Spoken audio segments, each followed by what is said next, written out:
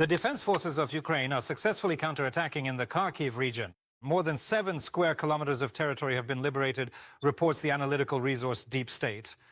The information was confirmed by fighters of the Kartia Brigade, who showed a video of a successful clearing operation in a forest area in the Kupiansk region. Foreign fighters of the defense forces participated in the assault, liberating an area near Dvorichna and taking control of the northern part of the settlement of Zapadne. Meanwhile, the enemy has advanced near Dorozhne and Sofiivka in the Donetsk region and is moving in small groups towards Sloviansk through Mykolaiivka. Ukrainian fighters are managing to hold back the enemy's pressure in this direction, but the prevalence of drones significantly complicates the movement and use of military equipment. However, the main offensive directions remain Kostiantynivka and Pokrovsk. In total, 209 combat engagements were recorded on the front line over the past day. The number of casualties from today's strikes on Kramatorsk has risen to 24. Among the wounded is a 2-month-old baby girl who is in serious condition, as well as 13 women aged 19 to 85 and 10 men. In the morning, the Russians dropped 9 high-explosive aerial bombs on the city. 7 of them hit residential buildings. 34 high-rise buildings, 3 educational institutions, and an infrastructure facility were damaged. From the first minutes after the attack and until now, paramedics, bomb disposal experts, and rescuers have been working at the impact sites, providing assistance to the victims. Police officers showed a video of how people are being rescued from under the rubble.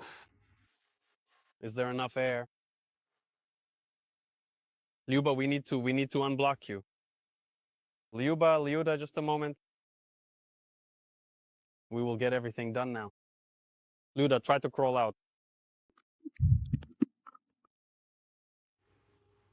Meanwhile, an urgent evacuation is underway in one of the communities of the Samarivsky district in the Dnipropetrovsk region. The police reported that they are evacuating people from the danger zone. Everyone is urged to follow the instructions of government officials, rescuers, and law enforcement officers, and to remain calm.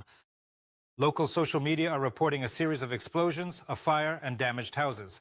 Officially, the causes of the emergency event are not being disclosed at this time. In the south of the Odessa region, the Russians attacked the international border crossing point Vyshyvankas with Shahed drones. This is on the border with Moldova. Due to damage to the infrastructure, its operation has been temporarily suspended. As a result of the attack, a fire broke out on the premises, which was promptly contained by rescuers. Currently, neither people nor vehicles are being allowed through Vyshyvankas. Customs clearance is also not being carried out. It is not yet known when operations will resume there. Drivers and carriers are advised to take the situation into account when planning routes and to use other crossing points on the Ukrainian-Moldovan border. Ukraine has received interceptors for Patriot systems, as well as missiles for fighter jets. Volodymyr Zelenskyy spoke about this at a joint press conference with his Estonian counterpart, who is currently visiting Kyiv. Alarkares arrived for this visit for the last time as president, as he will soon be leaving his post. Under his leadership, Estonia, like other Baltic countries, began providing 0.25% of its own GDP annually for military aid to Ukraine. They also helped with reconstruction, particularly in the Zhytomyr region. Tallinn traditionally acts as a lobbyist for our membership in NATO and the EU. And recently, the countries signed a so-called drone agreement, within the framework of which Kyiv will share the experience gained in sky defense, electronic warfare, and UAV management. Zelenskyy also thanked his colleagues for their visits to Ukraine during the holidays, which resulted in Ukraine receiving some strengthening of its air defense aid packages, in particular from Lithuania and Finland, as well as funds for drone production from Sweden. The president... I won't say exactly from which of the states, but we have received confirmation of several Krotala air defense systems, along with the necessary missiles for them. And on top of that, we have also received, yes, we have officially received the AIM missiles as well. These are very important missiles for us. We use them to shoot down enemy missiles. Well, and to be honest, I won't say either. Well, and also a few more Patriot missiles arrive. I can't say how many, but a few. We need more.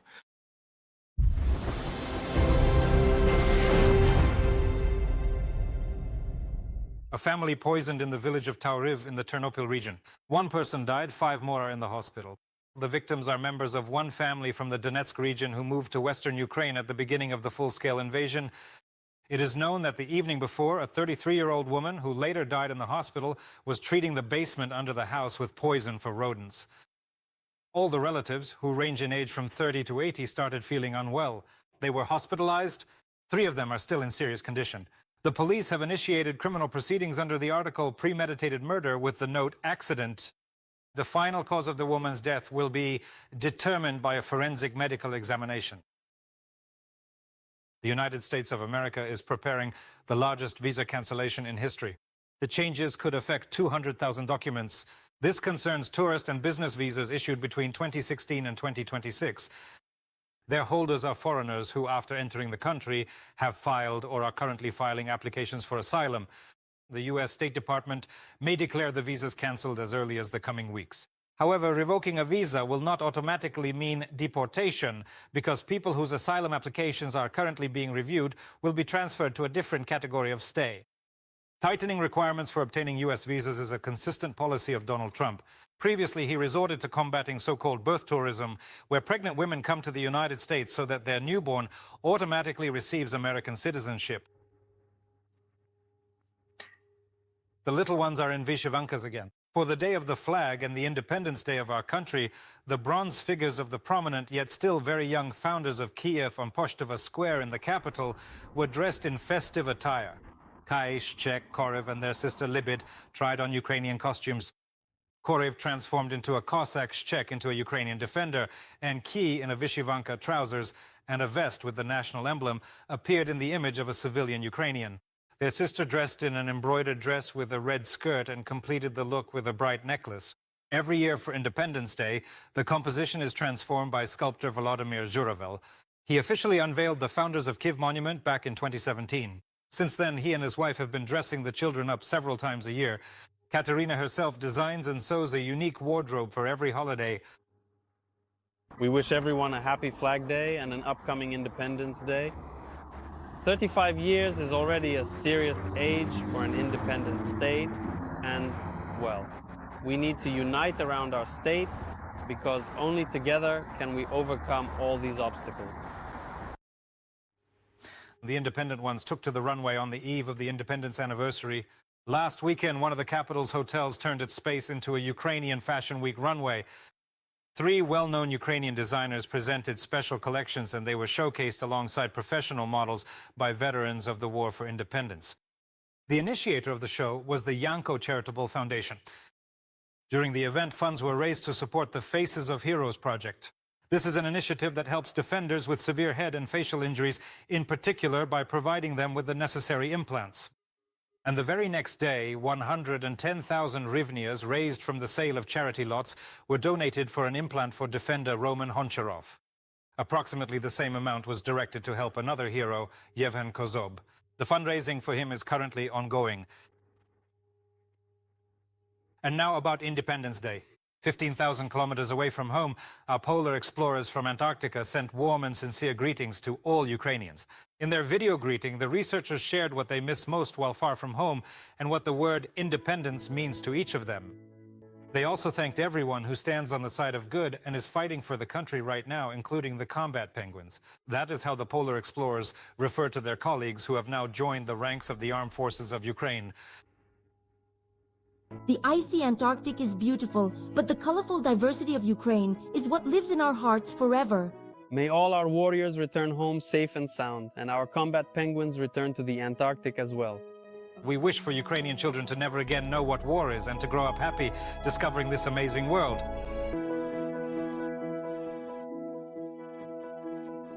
Happy Independence Day, Ukraine. A mammoth tooth, which, according to the most conservative estimates by scientists, is over 11,000 years old, was accidentally found in the Lviv region. A 28-year-old serviceman was swimming in a local river while on leave and stumbled upon a valuable find. Volodymyr is a geographer by profession, so he immediately realized that it was not just a stone, and he was not mistaken. TSN correspondent Marichka Kudzik will now tell us where this mammoth tooth will be kept and how rare it is. 7.5 kilograms, that is how much this tooth weighs. Now it is at the Faculty of Geography of the Ivan Franko National University of Lviv. It was right here that the serviceman Volodymyr, who found it, studied, and the knowledge he gained 6 years ago helped him recognize the find. It was an ordinary summer day. I went to the river to swim. I was just walking along the beach I look an interesting object. Since I was already studying geomorphology, I often went on field trips together with the students.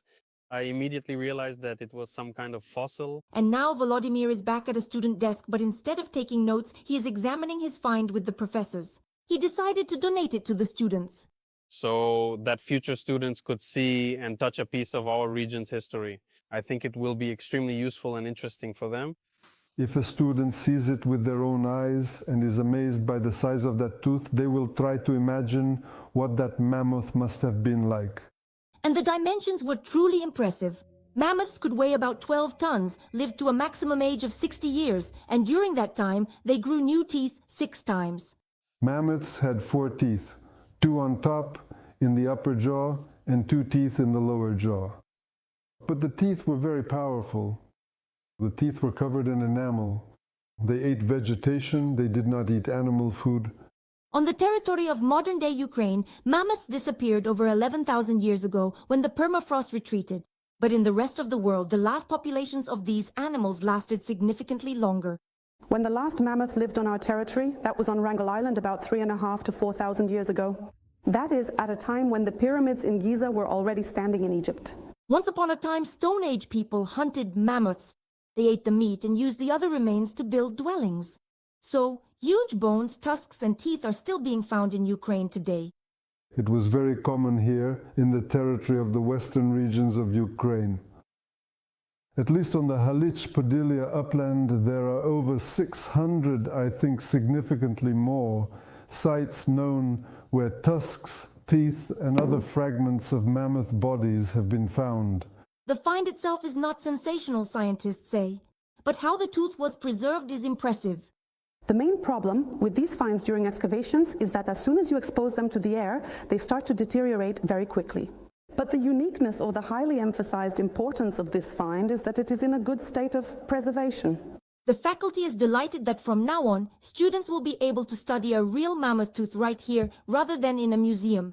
Meanwhile, Volodymyr, whose accidental find reminded him of his former passion, is considering whether to continue his scientific studies in graduate school.